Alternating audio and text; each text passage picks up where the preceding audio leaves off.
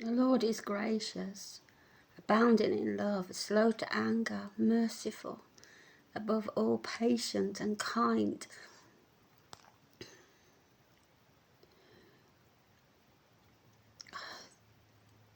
This has been my testimony throughout my life as I've been trying to write a book. I wanted to really talk about Uganda, but I'm still at the beginning and I'm still talking about all the things.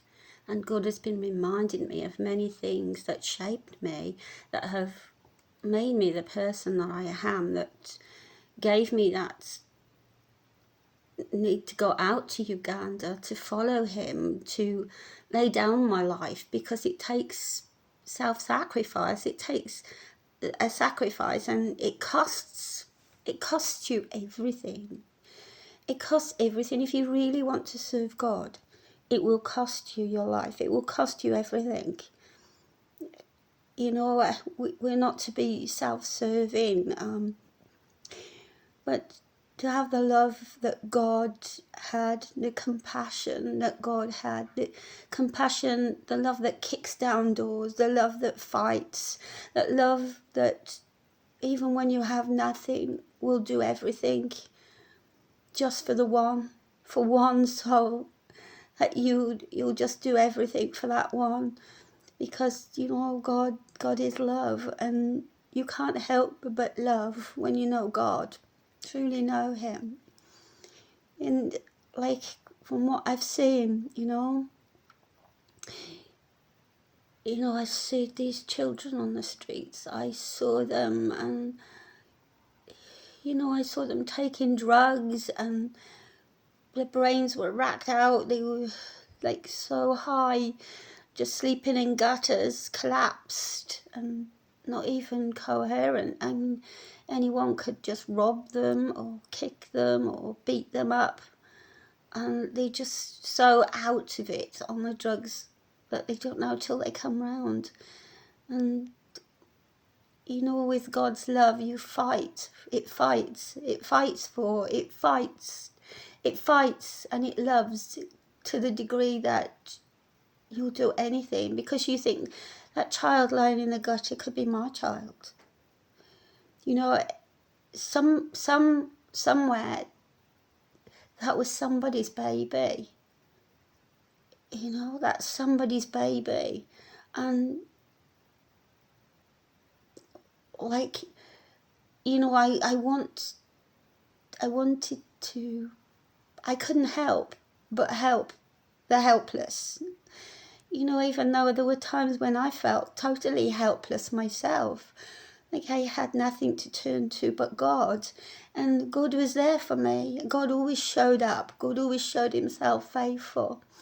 I remember, a lot of people won't understand some of the things that I did. They won't understand. There was a boy that was on the street, that people had got used to telling me that, oh, you're the mum of all the street kids. That was what was going round, You're the mum of all these street kids, so all these street kids, they belong to you. And that was the response I got at the hospital when one of my kids was in hospital, and had malaria pretty bad, and I was, at the bedside, and as I was going into the hospital, I was stopped by a porter, and the porter told me of this boy that had been knocked down by a car. He was like overwhelmed at that point. I was like, I can't do anymore. I can't take anymore. I can't help any more kids, and I ignored him, and he kept coming, and he kept asking and saying, is your kid? Is in the hospital, he's in the male ward, and you just go and see bed number 21. I was like, oh God. Right, I decided to go, and seeing him just broke me. I have never seen anything so devastating as a child that was left to die. He was like, he had no one, no family, no relatives, he's just a street kid. It doesn't matter. He's got nobody. It doesn't matter if he dies. It doesn't matter. His life was just not important. And I found him in the corner, you know, with all the things that were broken and discarded so that no one would really see. He smelled terrible. The smell was awful. There were maggots coming out of his leg. He was in a terrible state. He was emancipated. It was, oh God, it was awful. I can't even begin to describe what I saw. I didn't know how have any means to help the boy. But I felt good hearing God saying to me, where there's a will, there's a way. So I said, God, I'm willing. Okay, God, I'm willing. But you have to do your part. Because I can't do this. You know my situation. You know I have nothing. And God just, somehow I started to help this boy. Somehow, I don't even know how I managed, but I cleaned him up. I bought Pampers and put on him. And this is a grown-up boy. This is not a little tiny boy. It's not a baby, not a toddler. This is a boy who must have been around 14, 15 years old. You know, and there I'm cleaning up the poop. I'm, you know, washing him. I'm dressing him. I'm giving him new clothes. I'm finding blankets for him. Everything that we could do, we did. And feeding him, you know, I would have to spoon feed him. Soon, it was quite amazing because the people thought that he couldn't talk.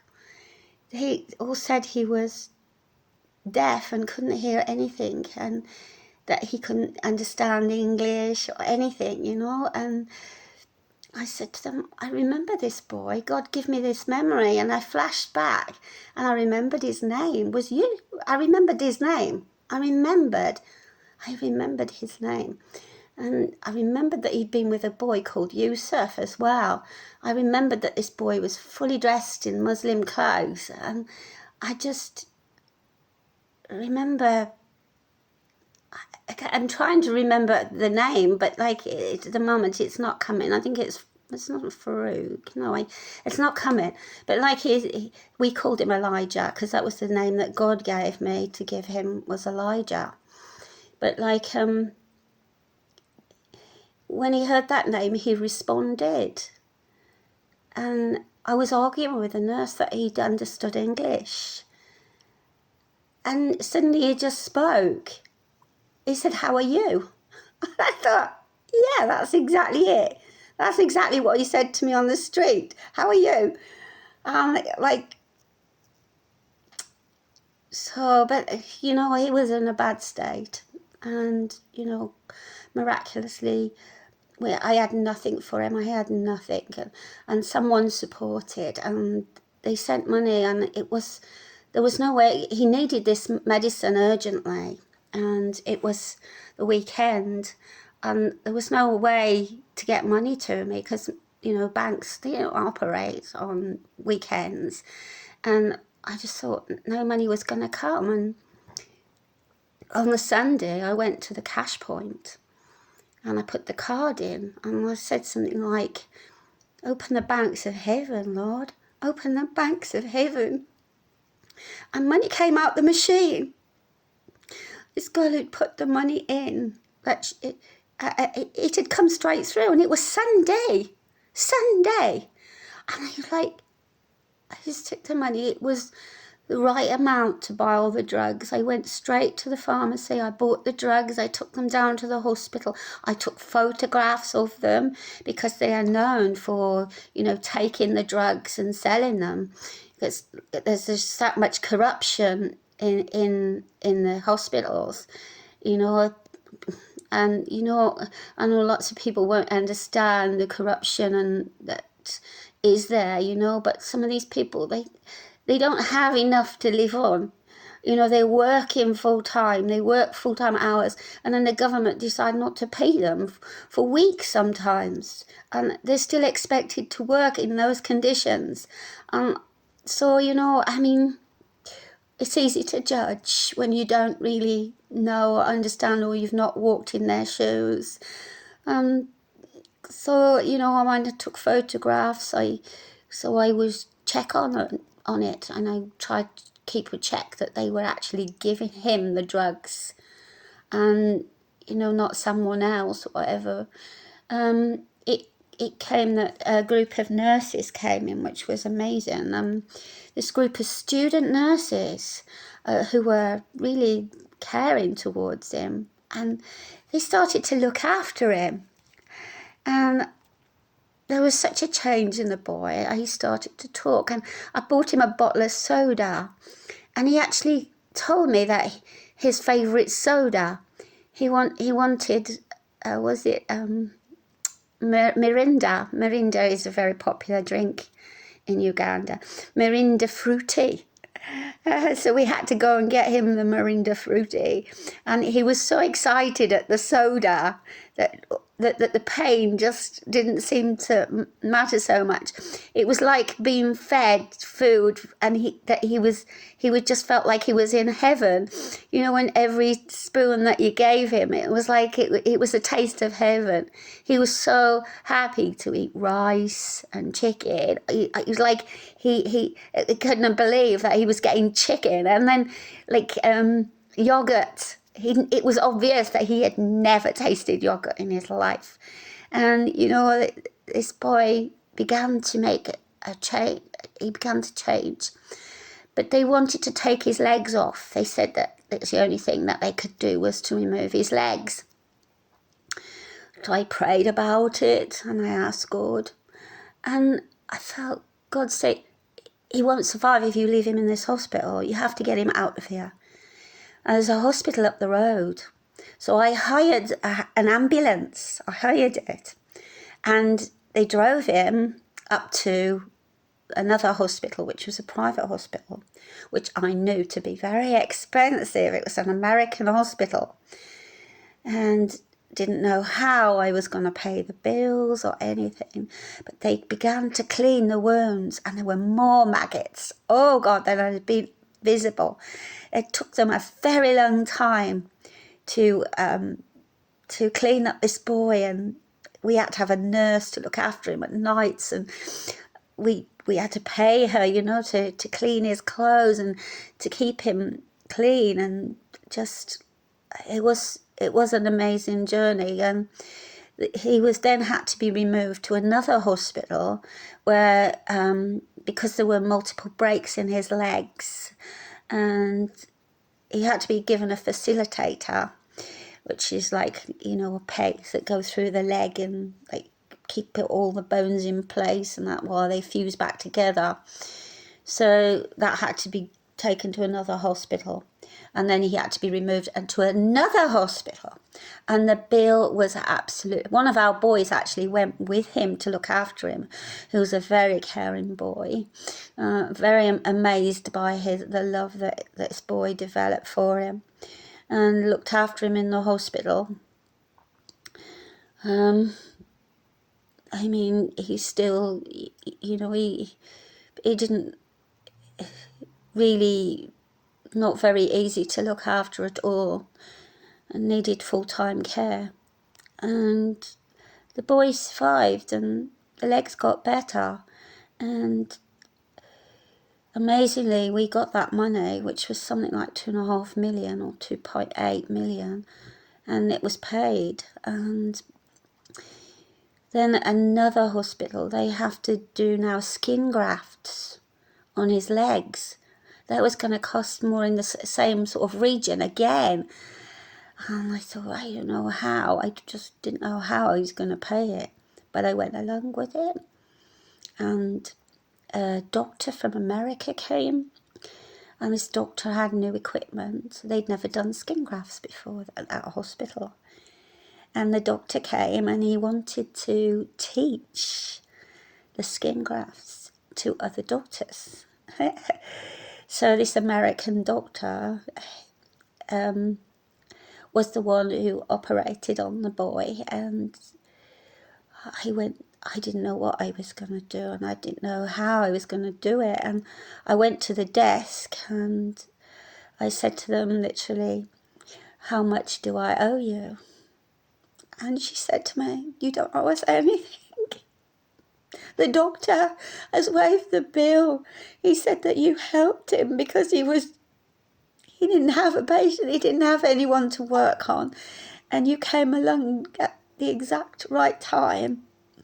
So the ministry, the hospital have paid, they have waived all the bills." Oh my goodness, she just did not know. She just did not know that we had nothing to pay that bill.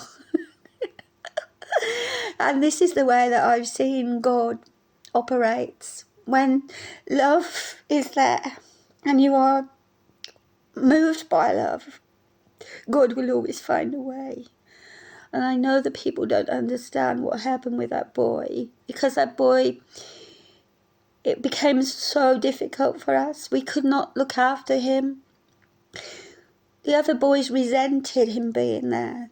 There was so much resentment from them, and some of them did not treat him well at all. And that did not do him good. It was so hard for him to make any progress with us at all. We did not have the facilitation. We did not have enough support. And we made this horrible decision. And I felt so bad about it for so long that we would take him and try to get him into another charity, but we knew that that wasn't going to happen because we would just get into trouble. So one of my boys, we drove him to another city, a town, and we left him sitting on a wall outside of a bigger charity, one that had got more money than us, that, you know, was more supported. An American one, I think it was an American charity, but and we left him there and we just prayed and we hoped for the best. I mean, we bought him all new clothes and everything, but, you know, he would soil himself, and I know it was going to be bad. When we left him there, and I know now that he's in Brazil. I don't know how, but I heard word so I know that he's still alive, but that is all I know, and I really do not want to take him back, and I be honest with you, because I can't cope with it, and I don't think anyone could. There was only one boy that could really cope, and I just felt like it wasn't fair. It wasn't fair. We didn't have any money to support him, and the things that he was doing were absolutely revolting. Even the nurse could no longer cope. And I know that a lot of it was down to the environment that he was in, because he was not being loved in the manner that he deserved.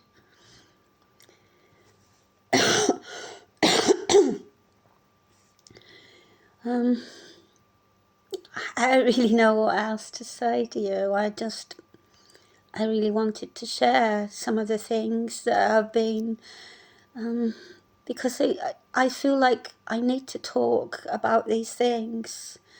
I feel like they need to be out in the open. I don't have anything to hide. I've given my all. I gave my all to Uganda, and my heart is still there with the Ugandan people. I found them to be the friendliest, warmest people on this earth, and I'm serious. We all need to learn some lessons. We need Africa. They are so friendly people. You know, they will speak to you. They won't ignore you in the street. They don't fear to talk to anyone. You can just feel at home.